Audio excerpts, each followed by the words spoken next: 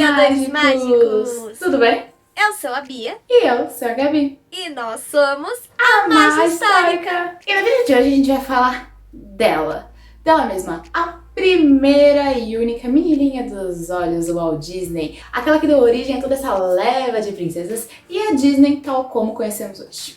Então, para entender melhor sobre tudo isso, vamos conhecer todas as origens sobre a Branca de Neve. Mas antes, roda a vinheta.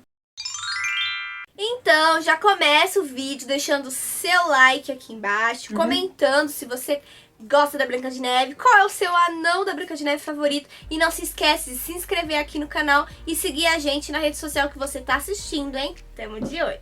Bora começar?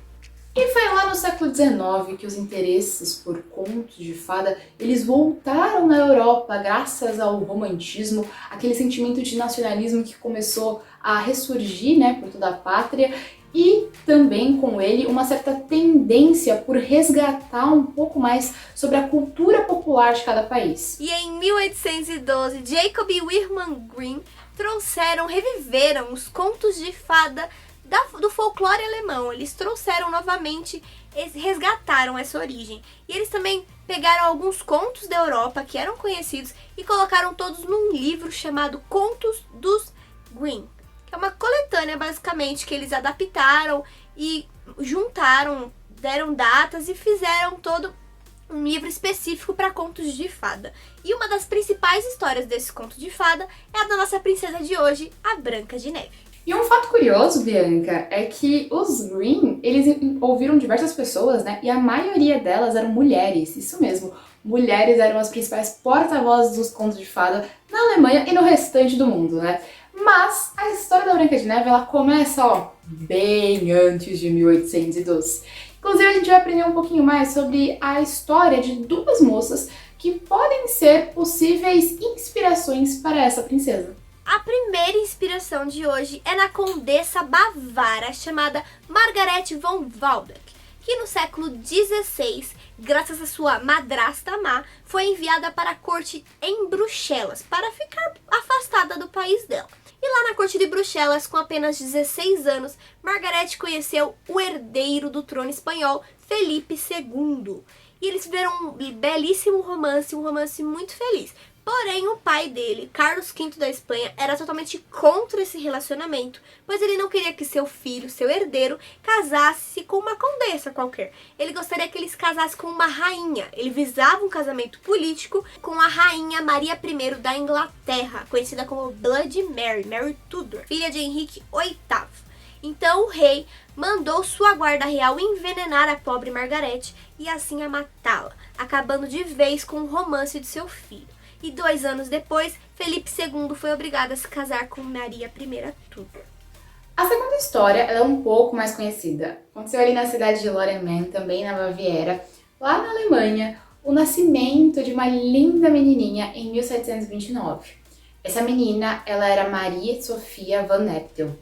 E um pouco tempo depois, né, do nascimento da menina, com a morte da sua mãe, o seu pai acabou se casando novamente, lá em meados de 1741, com a Cláudia Elizabeth, que era a condessa de Renthenstein. E essa mulher, ela não tinha, assim, o menor afeto pela menina, não demonstrava o menor pingo de amor. O marido, né, o pai da Maria Sofia, deu para sua nova esposa de presente um espelho muito bonito, que estava talhado a seguinte frase nesse espelho: amor próprio. E essa história ela acaba sendo a mais conhecida porque, afinal, esse espelho nos faz recordar imediatamente do famoso espelho mágico da Rainha Má, do nosso amado Conde da Branca de Neve. Fala, mágico espelho meu, quem é mais bela do que eu? Atualmente, o antigo castelo onde a família morava é um museu e a cidade de Loremann ficou conhecida como o ponto turístico da cidade da Branca de Neve. Também acredita-se que a floresta para onde a Branca de Neve foge no conto dos Grimms e também na animação da Disney seria a floresta de Spessart, que é um grande território florestal que é conhecido dentro da cidade de Loremann, nos dando mais uma pista sobre a verdadeira inspiração do conto da Branca de Neve. Então, acredita-se que a história final, como a gente conhece, ela tenha se inspirado nessa parte da relação e da vida da Maria van Eptel com a sua madrasta, né? Essa relação um pouco pesada, digamos assim, e na trágica morte da Condessa Margaret, que acabou sendo envenenada, e não teve um final tão feliz assim. Branca de Neve e os Sete Anões é a primeira longa-metragem da empresa Walt Disney Company. Branca de Neve foi simplesmente a maior inspiração e a maior realização pessoal do Walt Disney, que era muito apaixonado pela história e trouxe todo um ar mais mágico, inocente e infantilizado para a história, já que o conto dos irmãos Grimm não se parece nem um pouco com a história que conhecemos trazida pela Disney. Na história original, a menina ela tinha apenas 7 anos. Quando a madrasta fica extremamente irritada, quando ela decide matá-la e, enfim, manda o caçador ir atrás dela e voltar com as vísceras como prova do assassinato. Na época, o caçador ele fica extremamente comovido com a situação e a menina era de fato muito linda e encantadora, e o capanga da rainha resolve traí-la e ajudar a menina, até que esta se depara com uma casa no meio da floresta na companhia de 7 anões. Porém, de qualquer modo, a madrasta ainda não contente tenta matar a menina de tudo qualquer jeito, continua caçando a coitadinha. Então, a Rainha Má encontra a Branca de Neve e tenta várias formas para matá-la. Inicialmente, ela entrega um espartilho disfarçada para a menina, vendendo um espartilho para ela vestir. E quando ela prova o espartilho, a madrasta aperta tanto que a sufoca e a menina cai no chão. Ela foge, mas os anões chegam a tempo, descobrem que é o espartilho que está sufocando a menina e a salvam antes que ela morresse. Mas a rainha não desiste, ela volta uma segunda vez com um novo objeto.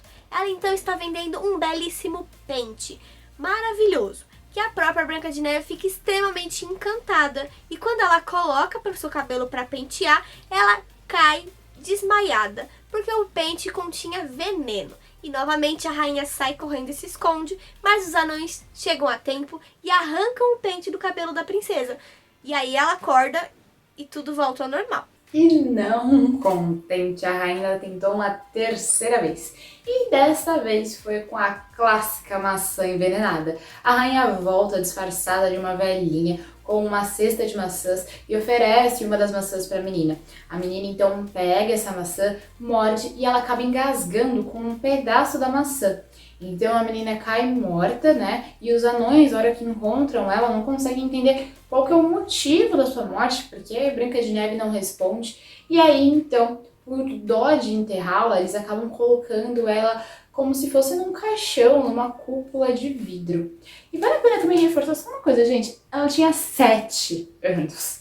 A madrasta tentou matar ela 3 vezes, de 3 maneiras super cruéis. E ela tinha 7 anos. E a história continua mais bizarra ainda, Gabi. Porque a Branca de Neve fica dormindo por vários anos. Ela fica ali por vários anos e os anões velando ela todos os dias. Até que, de repente, aparece um príncipe aleatório, um belo príncipe, que vê a menina no caixão, que devia de ter agora uns 7, 8, 9 anos. Ele vê a menina no caixão e ele quer levá-la para casa. Ele quer levá-la para o castelo dele, porque ele achou ela tão bonita que quer guardá-la como um prêmio, um troféu. E os anões inicialmente não aceitam a proposta porque eles gostavam muito da menina, mas o príncipe os convence falando algumas palavras bonitas e leva a menina para o castelo. Só que nesse trajeto, conforme eles pegaram o caixão de vidro, deu uma chacoalhada na princesa e a princesa cuspiu a maçã engasgada. E assim ela acorda, vê toda aquela cena maravilhosa e resolve se casar com o príncipe, sendo ainda uma criança. Mas, mesmo aleatório nesse rolê, via o príncipe no final ele ajuda a Branca de Neve a ter aquela pequena vingancinha, quando os dois decidem de fato se casar, né? E lembrando que assim, agora a gente não sabe quantos anos de fato a Branca de Neve teve, né? Porque fala aí na história que passou um tempo, que ela ficou adormecida, mas a gente não sabe quanto tempo se passou. E aí, então, agora eles chegaram no momento do casamento deles e eles resolvem convidar a Rainha Má. A rainha vai pro casamento e aí, então, lá dentro do casório, como castigo, eles colocam sapatos de ferro super quentes na rainha e obrigam ela a dançar até a morte. Que bizarro, né? Essa história consegue ficar muito estranha cada vez que você lê mais. Mas vale muito a pena você dar uma olhadinha na internet e achar o conto original dos irmãos Grimm ou até mesmo os livros originais. As histórias, elas são meio macabras, mas elas são muito interessantes de se conhecer. Infelizmente, diversas pessoas criticam muito a personagem da Branca de Neve criada e trazida pela Disney. Mas vale ressaltar que em 1937, Walt Disney criou uma personagem que fosse baseada às mulheres da sociedade da época, que retratavam o perfil da sociedade na época. A princesa sim tem características muito inocentes, que dependem muito dos outros personagens para acontecer, e por isso ela é muito criticada, por ser muito diferente das outras princesas que vieram pela Disney. E quem falar que Branca de Neve não tem nada de feminismo tá literalmente errado. Pra quem não sabe, Branca de Neve é um dos primeiros filmes que carregam o nome da mulher, né, como título do filme, e a mulher é de fato a protagonista. Então, mas por mais que a narrativa, a história da Branca de Neve, ela não seja a única pessoa ali presente em cena, ela acaba sendo sim a protagonista da sua história e ela aparece na maior parte do filme tendo algum papel importante naquela trama. Quando ela não está ativamente na trama, ela é sempre citada e muito referenciada.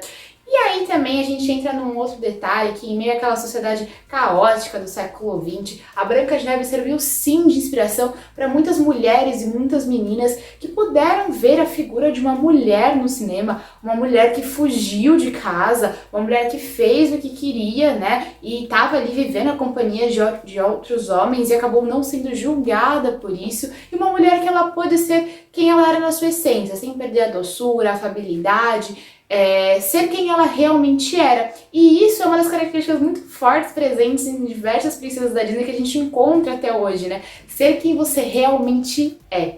E é exatamente sobre isso, né, Gabi? É mais sobre a gente ser o que a gente gostaria de ser, ao invés de desempenhar papéis aleatórios que a sociedade coloca pra gente. E as princesas da Disney trazem muito isso em todos os seus contos e histórias, elas trazem essa emoção pra gente. Exatamente, Bia. Independente de geração, né? Então, como vocês puderam ver, os contos de fada, como a gente trouxe aqui o da Branca de Neve, eles tiveram inspiração em pessoas reais, né? Então, a Branca de Neve ela foi inspirada em duas jovens que também tiveram as suas tramas, as suas trajetórias. E conforme foi passando essa história de boca a boca, deu então o famoso conto da Branca de Neve que a gente conhece como sendo atualmente. Se você gostou desse vídeo, não esqueça de deixar aquele seu like aqui embaixo. A gente já pediu antes, mas a gente pede de novo, a gente pede like toda hora, tá bom? Ativa o sininho, se inscreve no canal, comenta, compartilha, ajuda a gente a crescer, eu nunca te pedi nada. Não esquece de seguir a gente em todas as redes sociais que estão aparecendo aqui na tela, ajuda muito o nosso trabalho. E acompanha a gente que domingo que vem tem mais, tá?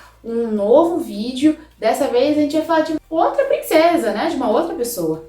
E deixa no comentário aí se você chuta quem é a próxima princesa, a gente não sei se não tá por ordem, não estamos por ordem de filmes. E se você gosta da Branca de Neve, se você se sente representada por ela, se ela é sua princesa favorita, tira uma foto ali fazendo o seu cosplay, o seu cospobre de Branca de Neve e marca a gente na rede social com a hashtag Princesa Perdida. A gente vai adorar conhecer um pouquinho de vocês. Então é isso. Até a próxima aventura. Um beijo e